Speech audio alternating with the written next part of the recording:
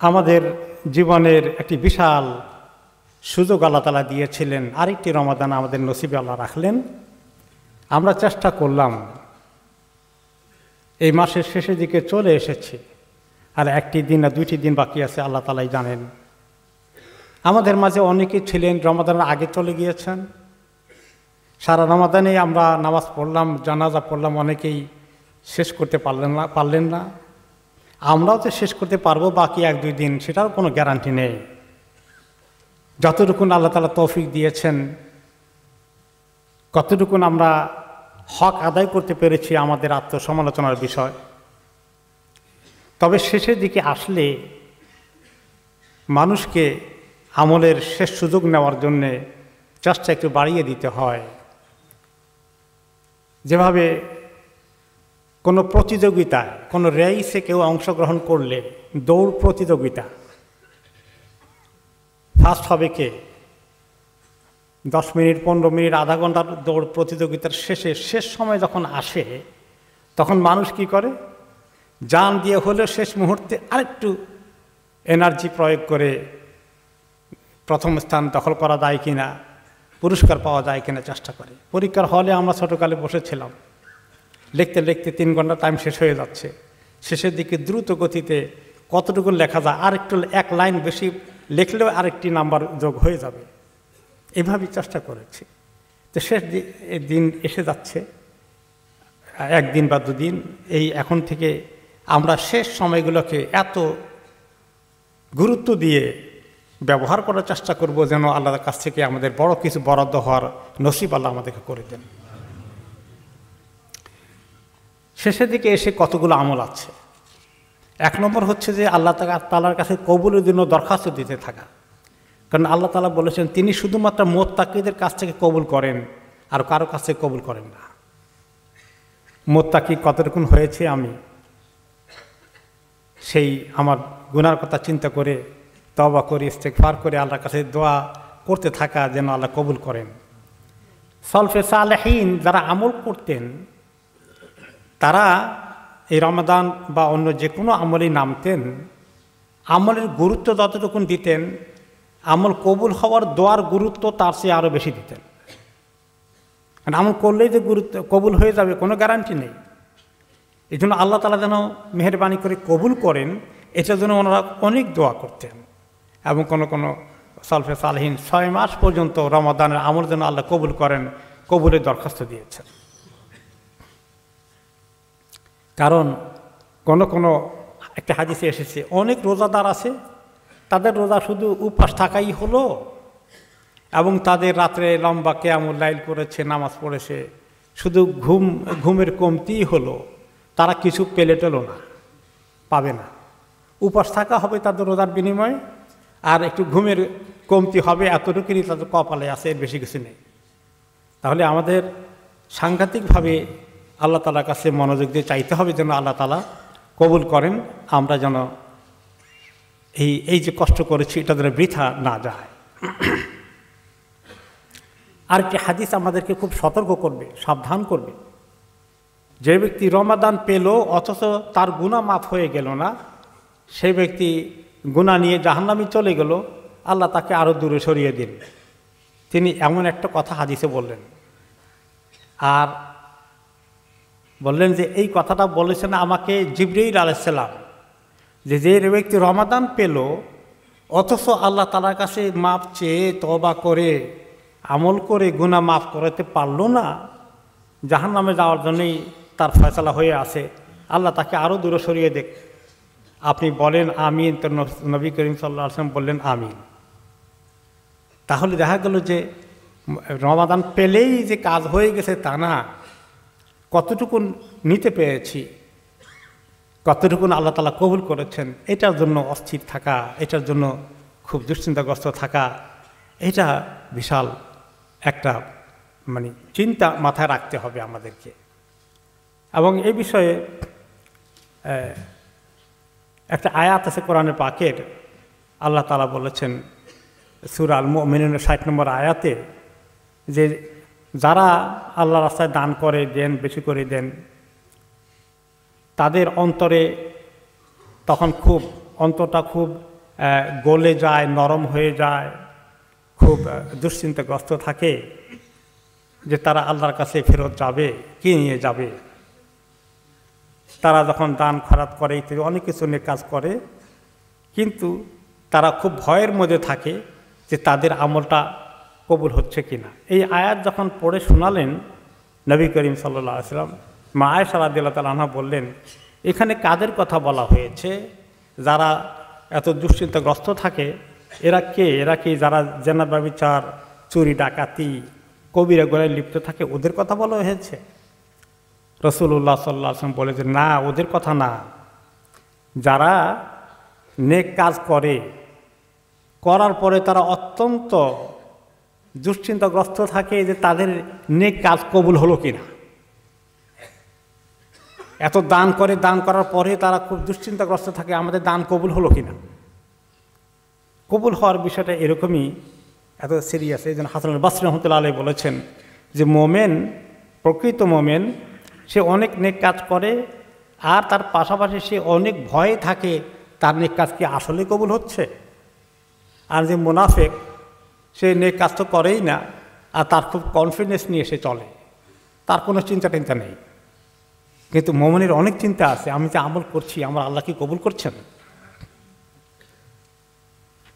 তো এই জন্য আমাদেরকে এই শেষ মুহূর্তে কবুলের জন্য আল্লাহর কাছে দরখাস্ত দিতে হবে যে আল্লাহ, আমার আমল তো সেই মানের হয়নি, আপনি কবুল করে মেহেরবানি করে কবুল করে নেন।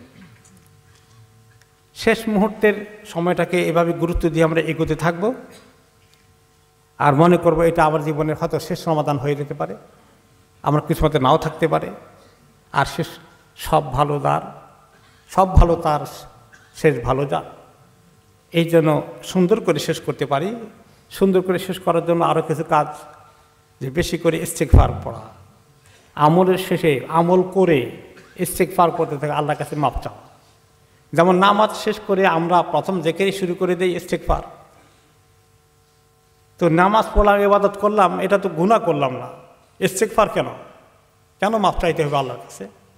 নামাজের যে হক ছিল, হক তো আদায় করতে পারিনি, তাড়াহুড়ো করেছি, খুশু ছিল না, মনের ভিতরে কত খেয়াল ছিল, ঠিকমতো রুকু সিজদা হয়তো ভালো করে করিনি। ঠিক তেমনি হজ, রোজা সব কিছু শেষেই ইস্তেগফারের গুরুত্ব এসেছে। এই জন্যে যে আমরা এই রমাদানের যে হক ছিল, যেভাবে রোজা রাখার কথা, যেভাবে কিয়ামুল লাইল করার কথা, যেরকম ইখলাস থাকার কথা ছিল, যেরকম মনকে নরম করার কথা ছিল, সমস্ত গুনাহ থেকে দূরে থাকার কথা ছিল, অনেক ত্রুটি করেছি, অনেক আমল করতে পারিনি, অনেক সময় নষ্ট হয়ে গেছে আমাদের। এগুলো চিন্তা করে আল্লাহর কাছে বেশি করে ইস্তেগফার করা। এবং এই জন্য যে কোনো নেক কাজের পরে ইস্তেগফার। আমরা যখন ইসলামিক একটা আলোচনা করি, সভা করি, মিটিং করি, দার্স করি, তখন সেখানেও কিন্তু এই ইস্তেগফার দিয়ে শেষ করার কথা। নামাজ শেষ করে ইস্তেগফারের কথা, হজ শেষ করে আল্লাহর কাছে ইস্তেগফার করার কথা। এই জন্য রোজা শেষ করেও রোজার শেষের দিকে ইস্তেগফার বাড়িয়ে দিতে হবে, শেষ হওয়ার পরে ইস্তেগফার কন্টিনিউ করতে হবে। আর ইস্তেগফারটা অনেক বড় একটি আমল। এই ব্যাপারে ইবলিসের কাছ থেকে একটা আসারে পাওয়া গেছে, আগের জামানার কোনো নবীদের কথাবার্তা এসেছে যে ইবলিস বলে, আমি মানুষদেরকে গুনার মধ্যে ডুবিয়ে দিয়ে তাদেরকে হালাক করার চেষ্টা করি, অনেক ক্ষেত্রেই আমি কামিয়াব হয়ে যাই, কিন্তু দেখা যায় তারা গুনাহ করে আবার লা ইলাহা ইল্লাল্লাহ ইস্তেগফার পড়ে তারা আমাকে আবার হালাক করে দিল, আমার সব কিছু শ্রম নষ্ট হয়ে গেল। তাহলে ইস্তেগফার করলে আমাদের যে ক্ষতি করেছিল শয়তান, সেটা আল্লাহ তাআলা আবার পুষিয়ে দেবেন। এই জন্য ইস্তেগফারের গুরুত্ব অনেক বেশি। ওমর ইবনে আব্দুল আজিজ রহমতুল্লাহ আলাইহি, তিনি তো শুধু খলিফা ছিলেন না, তিনি একজন বড় মাপের ইমাম ছিলেন। তিনি যখন খলিফার দায়িত্বে আছেন, তিনি সব প্রদেশে চিঠি লিখে পাঠালেন রমাদান মাসে যে সবাইকে বলবা তারা যখন রমাদানের শেষ দিকে আসে দুটো কাজ করতে যেন ভুলে না যায়, একটা হচ্ছে ফিতরা দেওয়া, আর একটা হচ্ছে ইস্তেগফার করতে থাকা, ত্রুটি বিচ্যুতির জন্য আল্লাহ তাআলার কাছে ক্ষমা চাইতে থাকা। আবার রমাদানের শেষের দিকে তাকবীরের গুরুত্ব এসেছে। আল্লাহ তাআলা কোরআনে পাকে বলেছেন, যেখানে রোজার আয়াতগুলোকে ফরজ করে দিয়েছেন, আয়াতগুলো নাজিল হয়েছে, সেখানে তিনি বলেছেন যে তোমরা যখন তোমাদের এই মাস গণনা রোজার দিনগুলো শেষ হয়ে যায়, কমপ্লিট করে ফেলো, তখন বেশি করে আল্লাহ তাকবীর করো। এই জন্য আল্লাহ তাকবীর করো, আল্লাহ তাআলা যে তোমাদেরকে হেদায়েত দিলেন, রোজা রাখার তৌফিক দিলেন, আমলের জন্য তৌফিক দিলেন, ঈমান দিলেন, এগুলোর জন্য তোমরা বেশি করে আল্লাহ তাআলার কাছে তাকবীর পড়ো, এবং এই তাকবীরের মাধ্যমে আল্লাহর তোমাদের প্রতি দয়ার একটু শুকর আদায় হবে। বিশেষ করে চাঁদ দেখার খবর আসলে তখন থেকে তাকবীর শুরু হয়ে যায়।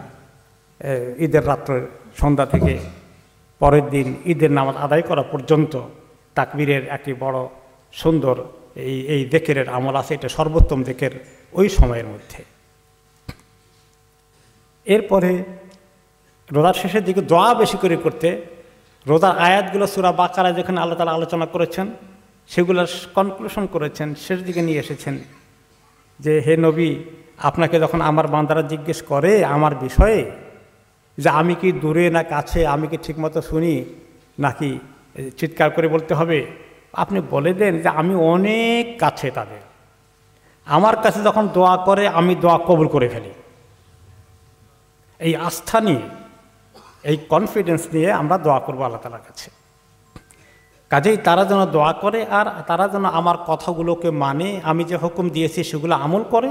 শুধু দোয়া করে আমল নেই এটা যেন না করে, আর আমার প্রতি সেইভাবেই তারা সত্যিকার ঈমান নিয়ে তারা যদি দোয়া করতে থাকে, তাহলে আশা করা যায় তারা হেদায়েত প্রাপ্ত হয়ে যাবে। রমাদানের শেষে আরেকটি আমল চলে আসে, সাদাকাতুল ফিতর বা যাকাতুল ফিতর, ফিতরা আদায় করা। এই বিষয়ে নবী করিম সাল্লাল্লাহু আলাইহি ওয়াসাল্লাম হাদিসে বলা হয়েছে, তিনি এটাকে গুরুত্ব দিয়ে বলেছেন ফিতরা আদায় করতে। যে ব্যক্তি এই ফিতরা দেবে, ফিতরা দেওয়ার কারণে তার রোজার ত্রুটি বিচ্যুতি যেগুলো ছিল, কমতি যেগুলো হয়েছিল, সেগুলোর ঘাটতি আল্লাহ তাআলা পূরণ করে দেবেন। আর এটা ঈদের দিনে গরিব মিসকিনদের হাতে পয়সা যাবে, তারা খাবার কিনতে পারবে, খেতে পারবে। যে ব্যক্তি ঈদের আগেই দিয়ে দেয়, সেই ব্যক্তির এই যাকাতুল ফিতরের ইবাদতটা পরিপূর্ণভাবে কবুল হওয়ার মতো কাজ সে করল। আর যে ব্যক্তি দেরি করে ফেলল, ঈদের নামাজের পরে আদায় করলো, সেটা একটি অন্যরকম সদকা হয়ে গেল। ঠিক সদকা সব পাবে, কিন্তু ফিতরার সব যে অনেক বেশি, সেটা মিস করে ফেলবে। তাহলে আমরা দেখতে পাচ্ছি এই যে রমাদানের শেষ যখন হয়ে যায়, শেষ দিনটা, সে দু একটি দিন, দু একটি রাত যে আমাদের সামনে আছে, এই দিনগুলোকে আমরা বাকি দিনগুলোর মতো চালাতে পারি না।